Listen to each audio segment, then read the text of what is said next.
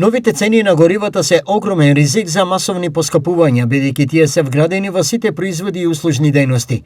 Денеска регулаторна ги објави новите цени и според нив дизелот сега се продава за 92, бензинот Евросупер 95 за 86,5 денари и Евросупер 98 ќе се продава по 88,5 денари по литар. Па искрено да ви кажам, и ова е очекувано со оглед на трендот на војната, дека нема уште најави дека ќе се смират војните тензии на Блискиот Исток.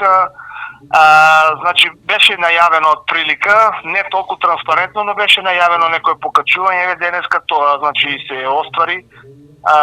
Имаме покачување од околу 6, 7, 8 денари на горивата. За производителите на леб, новите цени се речиси неизбежни.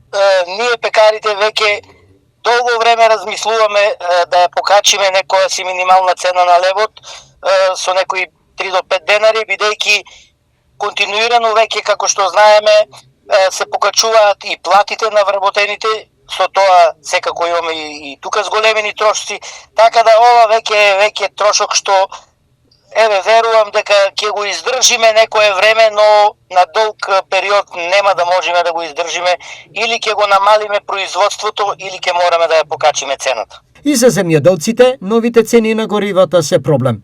Значи, новите цени на енергетиците, како е многу битен инпут во производството, во земјоделското производство, значи и како ќе влијат, значи на цената на производот, така да со сигурност, ако продолжи вака, значи и цените на производите, на земјоделските производи ќе доживеат и тоа голем пораст, ќе бидат и како оптеретување за граѓаните, за потрошувачите.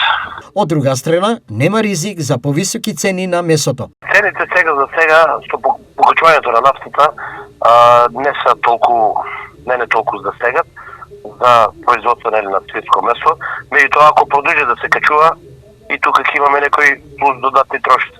Дали и колкови покачувања може да се очекуваат во наредниот период?